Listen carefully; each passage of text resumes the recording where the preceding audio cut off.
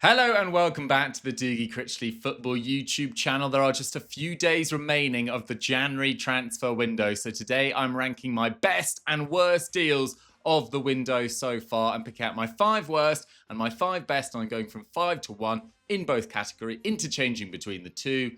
Let's do it, people. Okay, I'm going to kick off with my 5th worst, then I'll do my 5th best. And my 5th worst is Conor Gallagher to Spurs. Now, this isn't really about the player. I've actually got a lot of respect for Conor Gallagher. I think he's maximised the talent that he's got, which is all any of us can really do in our lives and careers. You know, ended up making a number of appearances for his boyhood club, close to 100, being capped over 20 times by England in his final year with Chelsea under Pochettino in 23-24 was absolutely crucial, was 3rd for league goal involvements in that squad, in terms of progressive carries, in terms of defensive actions. Well, defensive actions, he was actually joint top, but in terms of progressive passes, progressive carries, he was basically in the top 4 amongst Chelsea's players in pretty much every metric. And he makes that move to Atleti in 2024. That was a move that a lot of Chelsea fans didn't really agree with at the time. His first year, he makes 31 league appearances. He gets 3 goals and 3 assists.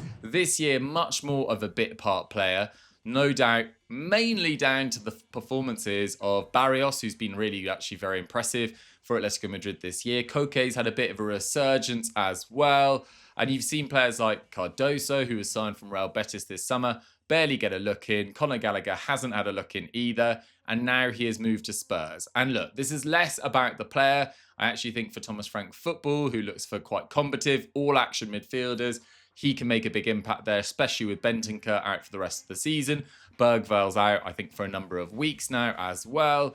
But in terms of a point of difference in that Spurs midfield, Conor Gallagher stylistically, he's not that metronome. He's not that progressive passer from deep. He's that all-action number 8 who can also play as a number 10. But in terms of ball progression from deep, getting on the ball and helping Spurs with their issues in terms of building up, threading the ball through to the likes of Xavi Simons and Kudus when he's fit. I'm not sure he's the player I would have gone for. I would have probably gone for someone like Angelo Stiller. Now, whether you could get Angelo Stiller for the fee that they paid Atleti for Gallagher, around £35 million, is another question. So maybe this was the best Spurs could do in this window.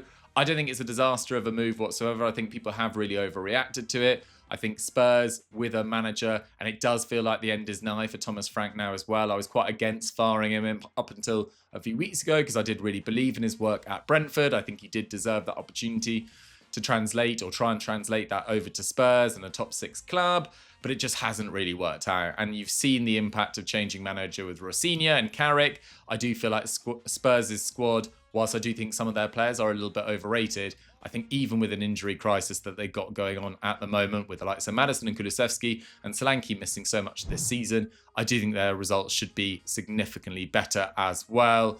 Angelo Stiller would have been a big impact signing in January. Would they have got him done? Not necessarily. Could they potentially go back in the summer? Maybe. But Conor Gallagher to Spurs, it just doesn't light my fire, so I've got that as my 5th worst. Before we go any further, just a reminder, if you haven't subscribed, please do so. Hit that red button below. On with the video.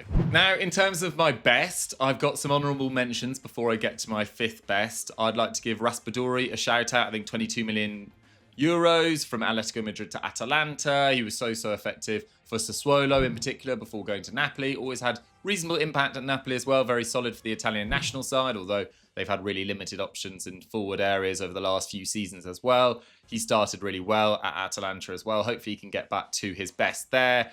Amadou Haidara joining Lens for around, I think it was 2.5 million euros. Absolute bargain given the performances we've seen at various points at RB Leipzig over the last few years as well. I think that's a sensational move for a club of Lens' stature as well. I'd also give a shout out to Pascal Gross, returning to Brighton from after a year and a half, maybe it was 2.5 years actually at Dortmund for 2 million euros. Still their top assist provider of all time, that club, 6th in terms of their all-time appearances. I think that makes a massive difference.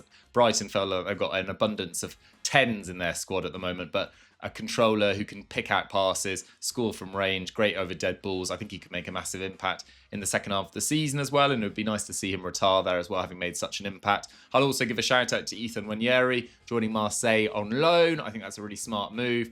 Apparently De Zerbi called Arteta, and Arteta was very happy on the back of that phone call to give the trust to De Zerbi to look after Ethan Nwaneri for 6 months. He wasn't really getting much game time at Arsenal. He's already started incredibly well there, scored on his first start against Lens at the weekend as well. I think he could have a big impact towards the back end of the season. Yes, Mason Greenwood does play in that right 10, that right-hand side as well, but Ethan Nwaneri could play more centrally, and Mason Greenwood needs to be rotated every now and again as well. But in terms of my 5th best, getting into the full list now, I'm going with Arnaud Kalimuendo, 24 years old, a regular with France's age group setups, scored over 15 goals in his final 2 seasons with Rennes in France, member of France's Olympic squad that won a silver medal as well, a regular with their age group sides. I was very, very excited when he joined Nottingham Forest in the summer. Only ended up scoring 2 goals for them in all competitions, didn't score in 9 Premier League games, and didn't really get much of a chance, particularly under Sean Dyche. After his arrival there, it did feel like he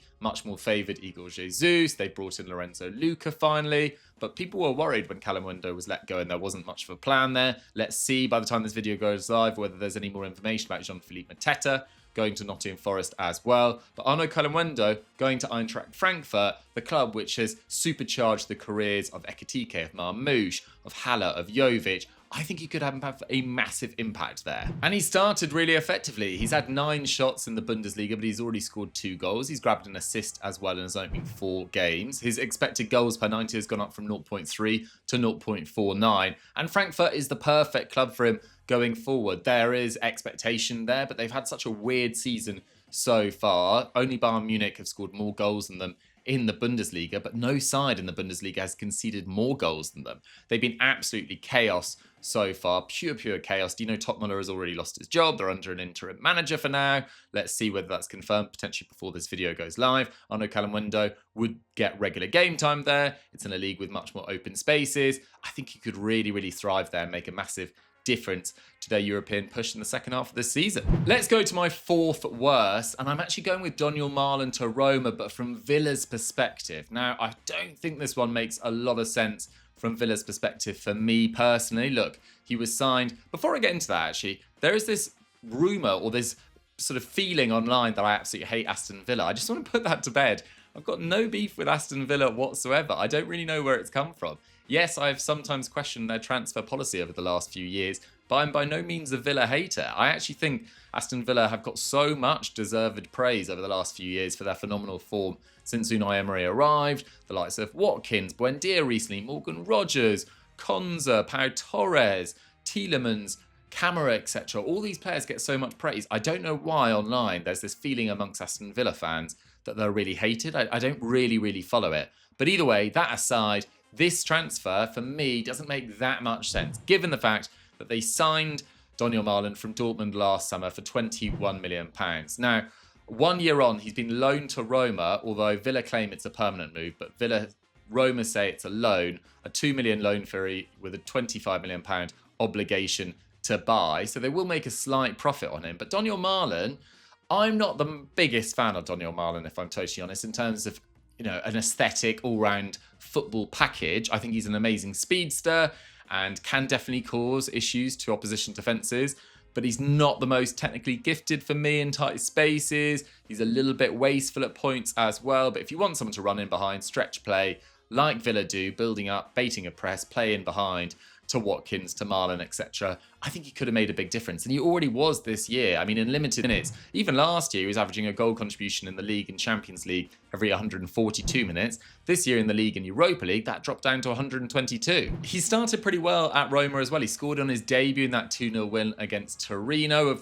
I did see that goal, though, and think you just don't get that space in the Premier League. And I do think he can make a massive impact to Roma in the back half of the season, who've gone pretty big in this January window as well, signing Vaz as well from Marseille, a really talented youngster, although I do think they slightly overpaid for that one. Malen had a quieter game at the weekend against Milan in a game that Roma dominated. They'll be feeling a little bit frustrated that they didn't get the 3 points in that game, but finished with a 1-1 draw. But of course, in his stead at Villa, they brought in Tammy Abraham. Now, Tammy Abraham had a phenomenal season on loan at Aston Villa when they got promoted through the playoffs. He scored 26 goals in 40 games. That was in the 2018-19 season. Of course, then went to Chelsea, had that great year under Frank Lampard, and still scored at a really good rate for Chelsea the following year after he lost his sort of space in the starting 11 with Havertz and Werner arriving. But he still scored 30 goals across 2 seasons with Chelsea. He then goes to Roma, has an amazing season at Roma, scores 27 goals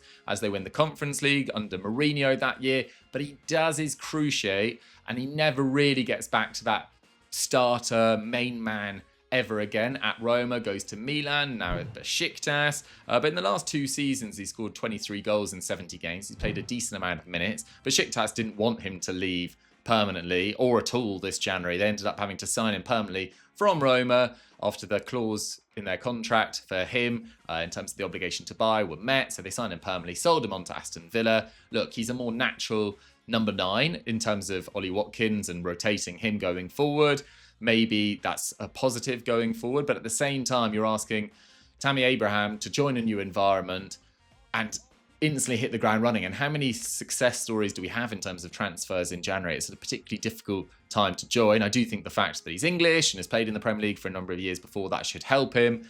But it just does feel like a risk when you've got Donyell Malen, who is playing so well in the Europa League, taking minutes effectively off Ollie Watkins and using that time really effectively and then giving it to Tammy Abraham. It just doesn't light my fires really as a move. And given the fact that they didn't make a massive profit on the money that they spent on Malen last January, it all just feels a little bit unnecessary. But Aston Villa fans, please don't get angry in the comments. It's just my opinion. Let me know your thoughts on this transfer. Does it make a little bit more sense to you? Let me know in the comments. Next up, my 4th favourite transfer of this January so far, Quinten Timber, Jurrien Timber's twin brother, to Marseille from Feyenoord. This guy's had an amazing last few years at Feyenoord. I really do think he's emerged as one of the best midfielders in the Eredivisie, probably alongside Joey Veerman of PSV. He's won the league there. He's won the KNVB Cup as well. 2 goals and 4 assists in 17 league games this season.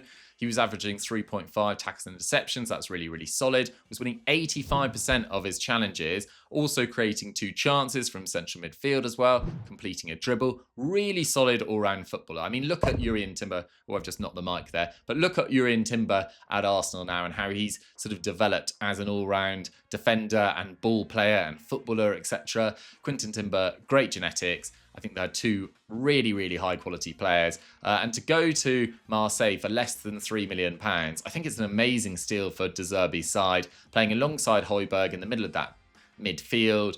It's not out of the question that Marseille finished in the top 2 in Ligue 1. I don't think they've got enough to win the league. They also brought in Ethan Nwaneri, as I said. I think it's been a really positive January window for Marseille, getting a good fee for Vaz as well, who wasn't going to play regularly, with Aubameyang and Guehi and Greenwood there as well. Ethan Nwaneri arriving. Quinten Timber, I think this is a top transfer. I can't really find a fault with it. Back to the worst list, my 3rd least favourite is Giovanni's move from Verona to Napoli. £17.4 million.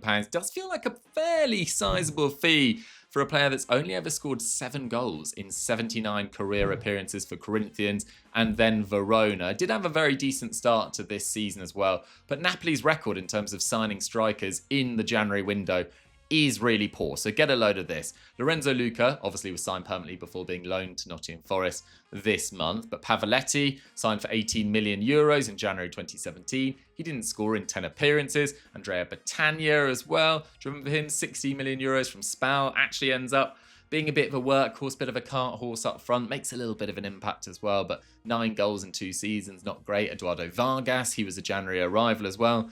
Gabbiadini was probably slightly more successful, but he's really associated with Sampdoria, isn't he, rather than Napoli. So it does feel like Giovanni's got a little bit of weight of history against him in terms of January arrivals in Naples. In terms of what he plays like, well, he's a left-footed striker that can actually play out wide quite comfortably in that right-hand channel. He can also play on that right-hand side. He kind of does remind me in terms of pulling right into that channel, cutting in on his left foot, of a bit of Romelu Lukaku in his prime at Inter Milan under Antonio Conte. Maybe that is the thinking, that he's a long-term Lukaku replacement, who of course had such an injury-affected season this year. As I say, he's had a decent campaign, 3 goals and 4 assists in the league so far. But they basically all came in a 7-game cluster. Either side of that, he's got 1 assist and 0 goals in 14 games. So you're asking a player that's not arriving in great form to come into a Napoli side who have had injury issues up front, with De Bruyne and David Neres has missed games, Politano too. Politano's also not had a great year in front of goal as well. So you're asking him to arrive in January, make a difference to a side that are struggling a little bit in terms of their form. They've got a massive game against Chelsea, which will be last night as you watch this as well. I don't think they'll probably win that as well. And then you're looking at a side that have just been dismantled by Juventus in the league, getting absolutely thrashed in that game.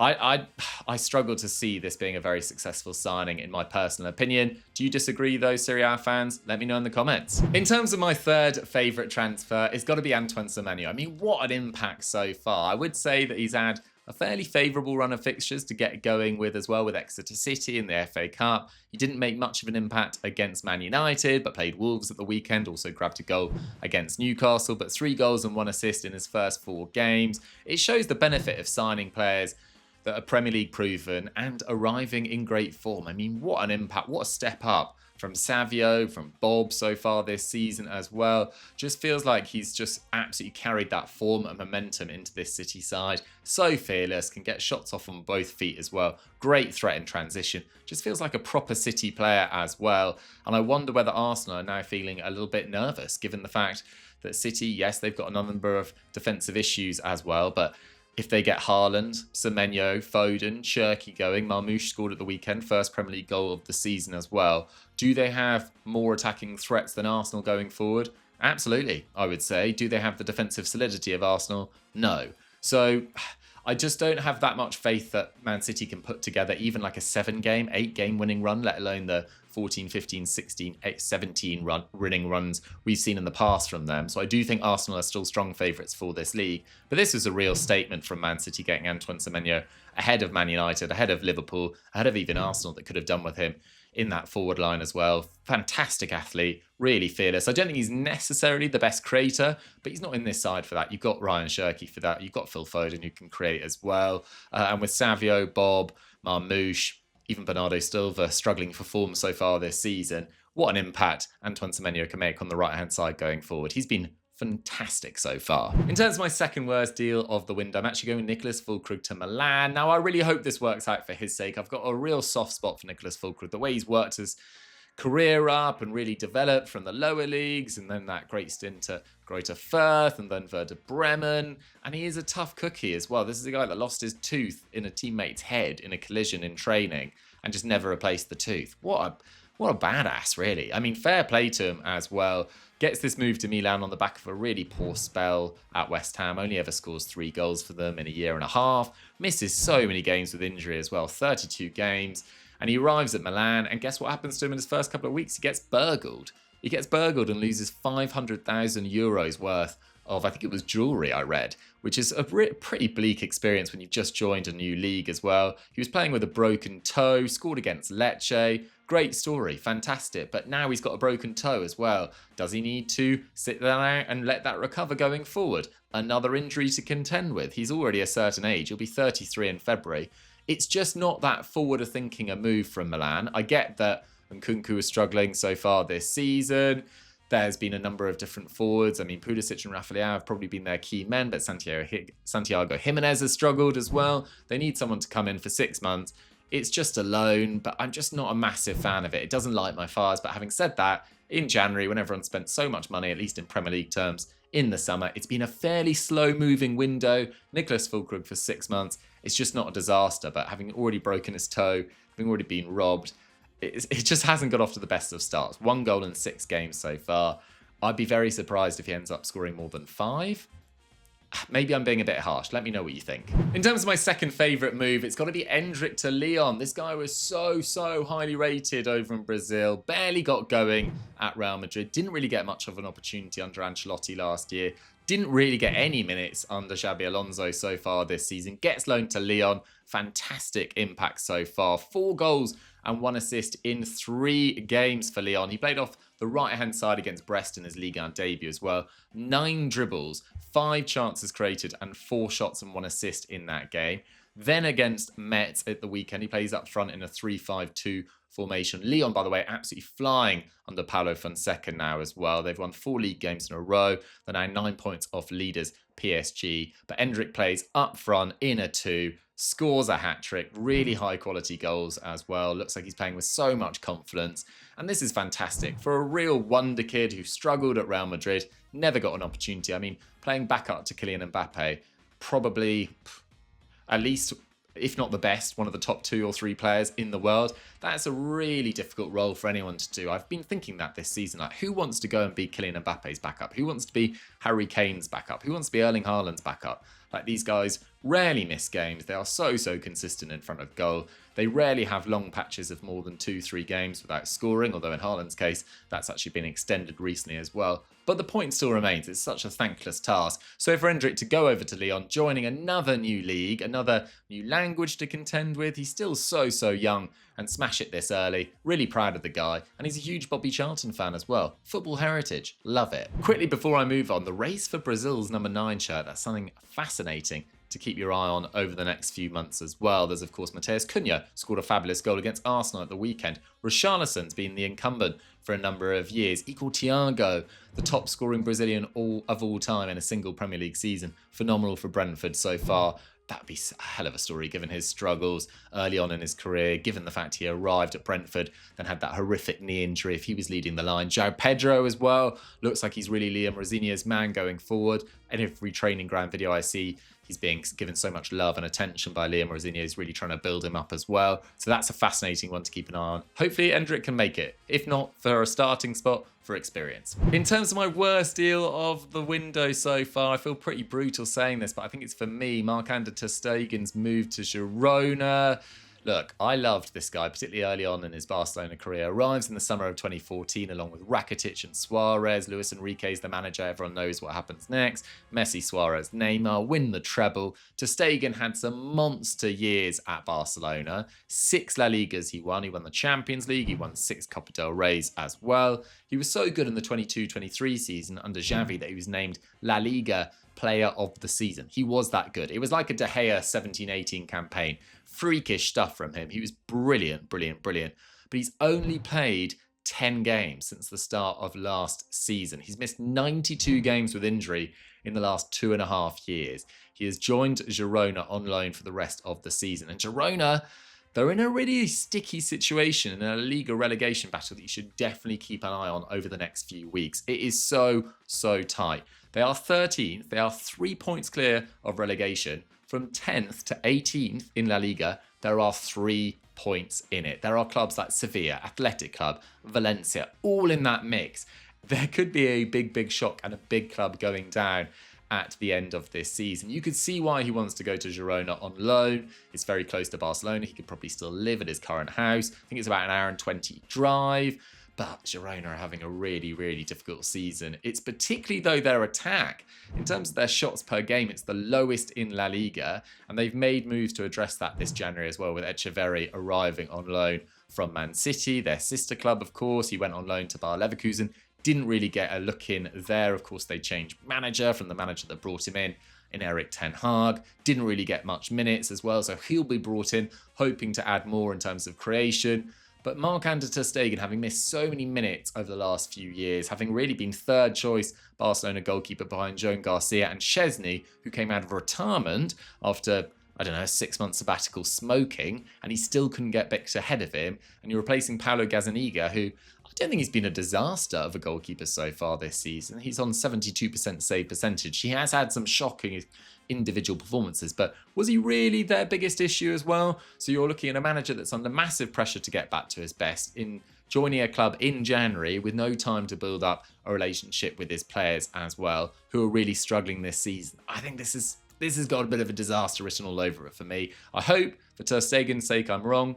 I've just got a bad feeling about it, though. And finally, the best deal of the window. I think it's a bit of a tap-in, to be honest. It's got to be Marc Guehi, £20 million to Man City. Now, of course, a lot has been made of his reported wages, £300,000 per week, etc. That's obviously made sure that the fee was a lot lower. Financially, it works out quite well for Man City. They can afford to pay those wages. They've got a England international with, 4.5 years of starting regularly at Crystal Palace, guaranteed to start at the World Cup. They've got him in the middle of an injury crisis with Diaz out, with Gvardiol out, and he's already made a massive impact. I thought he was phenomenal at the weekend against Wolves, admittedly against Wolves, who weren't playing a striker or a more natural number 9. He was playing alongside Kusanov, who does need someone alongside him, so brings a calmness to him as well. But Marc Guehi, I love this move, the ramifications it has for every other top 4, top 6 rival, to be totally honest.